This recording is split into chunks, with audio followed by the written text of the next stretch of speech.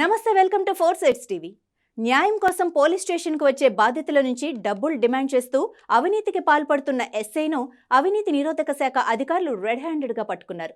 విశాఖలోని ఆరిలోవ పిఎస్లో విధులు నిర్వహిస్తున్న ఎస్ఐ హరికృష్ణపై బాధితుడు పి సత్యనారాయణ రెడ్డి ఫిర్యాదు చేయడంతో హరికృష్ణ లీలలు ఒక్కొక్కటిగా బయటకొస్తున్నాయి.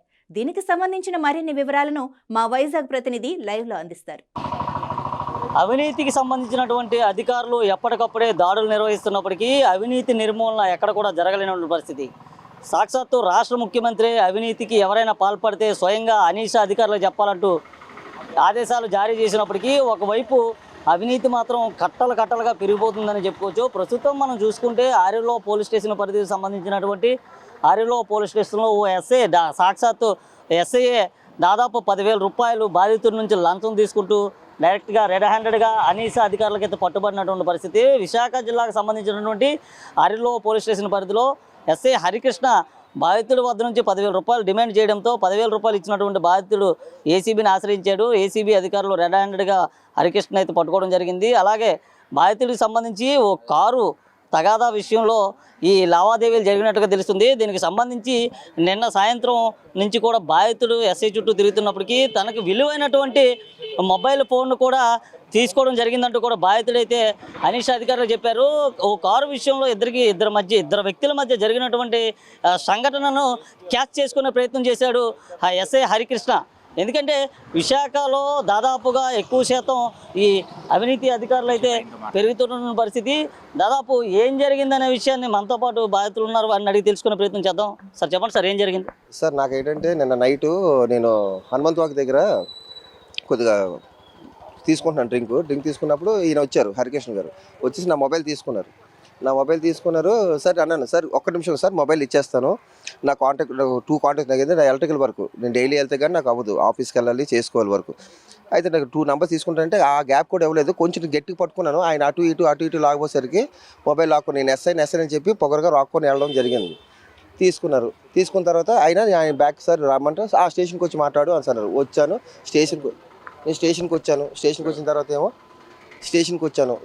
తర్వాత అడిగితే ఆయన ఏమన్నారంటే కూర్చో వెయిట్ చేయి నేను ఎస్ఐ అని చెప్పినా సరే నువ్వు ఫోన్ ఇవ్వలేదనేసి ఎస్ఐ అని చెప్పినా సరే ఫోన్ ఇవ్వలేదని చెప్పేసి దీనికి మాట అయినా సరే నేను నైట్ 11 వరకు 10:30 11 వరకు వెయిట్ చేశాను. వెయిట్ చేసినా సరే ఆయన పట్టించుకోపోగానే నేను అప్పుడు సరే సార్ అయితే లాస్ట్ ఆయన వెళ్ళిపోయే ముందు బయటకు వచ్చినప్పుడు కలిస్తే రేపు రా అన్నారు. నేను దానికి ముందు ఏంటంటే నేను మొబైల్ తీసుకున్నప్పుడు మొబైల్ తీసుకున్నట్టే స్లిప్ రాసి ఇచ్చారు మేడం గారు, ఎవరు వేరే లేడీ కానిస్టేబుల్ రాసి ఇచ్చిన తర్వాత ఆ స్లిప్ పట్టుకొని నేను మార్నింగ్ 9:30 కల్లా నేను కోర్టు దగ్గరికి వెళ్ళి ఆ స్లిప్ వెళ్ళేసి ఆ చలానా కూడా కట్టేసి ఆ స్లిప్ పట్టుకురావడం జరిగింది. స్లిప్ పట్టుకొచ్చేసి తీసుకొచ్చి ఇక్కడ సబ్మిట్ చేశాను రైటర్ గారికి.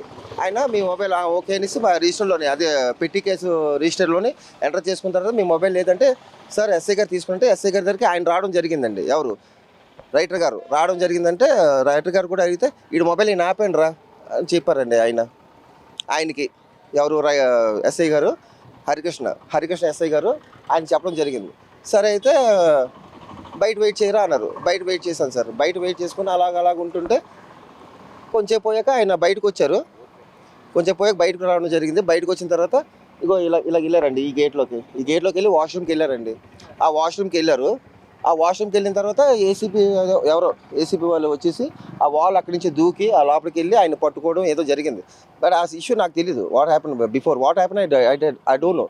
బట్ తర్వాత మళ్ళీ వచ్చిన తర్వాత అప్పుడు కూడా ఎప్పుడు దీనికంటే ముందు రైటర్ గారు వచ్చారు కదా, ఈ మొబైల్ ఎదురు ఉండండి, ఆయన వెళ్ళిపోయారు. రైటర్ గారు వెళ్ళిపోయిన తర్వాత అప్పుడు నన్ను అడిగారు, సార్ నా మొబైల్ ఇవ్వండి అంటే అమౌంట్ ఇస్తే అంటే డబ్బులు అడిగారండి ఆయన. ఎస్ఐ హరికృష్ణకి మీకు ఎప్పుడు పరిచయం? అసలు మీకు 10,000 నిన్న నైట్ 7:30కి జరిగిందండి. ఆయన అప్పుడే నాకు తెలుసు.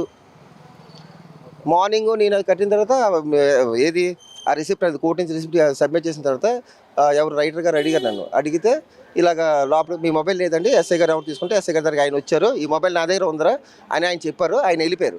తర్వాత పర్సనల్గా ఆయన అమౌంట్ అడిగారండి నా మొబైల్ ఇవ్వడానికి. ఎంత డిమాండ్ చేశారు సార్? 5,000 అండి. ఎందుకోసం ఏమో 5,000 అడిగారు నాకు. కానీ నాకు మొబైల్ నాకు ఇంపార్టెంట్ మొబైల్ కాదు, నా కాంటాక్ట్స్ దానివల్ల నేను చాలా సఫర్ అయ్యానండి. మీ పేరు సార్, మీ పేరు? నా పేరు శేఖర్ రెడ్డి అండి, ఎక్కడ ఉంటారు? మారికవల్ సార్. నేను సాయంత్రం ఎన్ని గంటల ప్రాంతంలో మిమ్మల్ని ఎస్ఐ గారు తీసుకురావడం? 7:20 అండి, 7:20 PM. అది అయితే మీరు కోర్టుకు వెళ్ళి ఫైన్ కట్టాలని ఎస్ఐ అక్కడే చెప్పారా మీకు? ఆయన ఏం చెప్పలేదండి, స్టేషన్కి వచ్చి మాట్లాడమన్నారు, వచ్చాను. అయితే మరి నా మొబైల్ పోయిందనేసి నేను ఇక్కడ రిసెప్షన్ దగ్గరికి వెళ్తే వాళ్ళు అన్నారు మొబైలా పెట్టి కేసా, ఓకే ఒక రిసిప్ట్ రాసి ఇచ్చారు, రేపు మార్నింగ్ 10 కల్లా కోర్టుకి రమ్మన్నారు. వెళ్ళాను, కట్టాను, కేసు కట్టాను. ఫోటో ఏది జగదీష్ చూపించి. కోర్టులోనే మీరు ఫైన్ కూడా కట్టడం జరిగింది? కట్టి ఆల్రెడీ రిసిప్ట్ కూడా ఉంది, ఆ రిసిప్ట్ కూడా తీసుకోండి వీడియో మీరు. అది కూడా ఇక్కడ సబ్మిట్ చేయడం జరిగింది. నాతో పాటు ఎంతమంది మొబైల్ పట్టుకున్నారో వాళ్ళందరూ మొబైల్స్ వెళ్ళిపోయాయి సార్, నాది మాత్రం ఆపారు సార్. ఆయన ఎందుకు అసలు కారణం ఏంటి? మొబైల్ ఆయన నన్ను అడిగినప్పుడు జస్ట్ సార్ ఒక నిమిషం సార్, ఒక 2 numbers నోట్ చేసుకొని మొబైల్ ఇచ్చేస్తాను స్విచ్ ఆఫ్ చేసి అంటే, ఇప్పుడు నైట్ ఇచ్చినా సరే మార్నింగ్ నేను తీసుకోగలను అని దీని మీద చెప్పినా సరే ఆయన వినకుండా ఇంత రైట్. ఒక డ్రంకన్ విషయానికి సంబంధించి ఎస్ఐ హరికృష్ణ దాదాపు 5,000 రూపాయలు డిమాండ్ చేశాడంటూ కూడా బాధితుడైతే మనకు చెప్పడం జరిగింది. నిన్న ఏదైతే డ్రంకన్ జరిగిందో డ్రంకన్కి సంబంధించి కోర్టు వారు విధించినటువంటి రుసుమును కూడా తను చెల్లించినట్టుగా కూడా ఇటు మనం చూసుకోవచ్చు. ఆయన వారు మొబైల్లో కూడా దానికి సంబంధించిన ఫోటోను కూడా క్లుప్తంగా తీయడం అయితే జరిగింది. ఈ ఫోటోను మనం ఒకసారి చూసుకుంటే దాదాపు పి శంకర్ రెడ్డి అనే వ్యక్తి దాదాపు కోర్టుకు వెళ్ళి కోర్టులోని స్పెషల్ జ్యుడిషియల్ మెజిస్ట్రేట్ ముందు కూడా వారి యొక్క రసీదుకి దీనికి సంబంధించినటువంటి నగదునైతే చెల్లించడం జరిగిందంటూ కూడా చెప్తున్నారు. ఎస్సీ తనని 5,000 రూపాయలు డిమాండ్ చేశాడని, తన మొబైల్ తనకి ఇవ్వాలంటే 5,000 రూపాయలు లంచం ఇస్తేనే మొబైల్ ఇస్తానని చెప్పడంతో శంకర్ రెడ్డి ఏసీబీ అధికారులను అయితే ఆశ్రయించడం జరిగింది. ఏసీబీ అధికారులను ఆశ్రయించిన వెంటనే వారు నేరుగా ఇక్కడికి పోలీస్ స్టేషన్కి వచ్చి పోలీస్ స్టేషన్ వద్ద రెడ్ హ్యాండెడ్గా ఎస్ఐ హరికృష్ణ అయితే అదుపులో తీసుకోవడం జరిగింది. దాదాపు 2 గంటల పాటుగా ఇక్కడైతే ఎస్ఐ హరికృష్ణ సంబంధించినటువంటి విచారణ అయితే కొనసాగుతుంది. ఏసీబీ అధికారులు బయటకు వచ్చిన వెంటనే మరికొన్ని విషయాలు తెలిసే అవకాశం ఉంది. వీడియో జర్నలిస్ట్ భరత్తో చందు, 4 టీవీ, విశాఖపట్నం 6లో నుండి.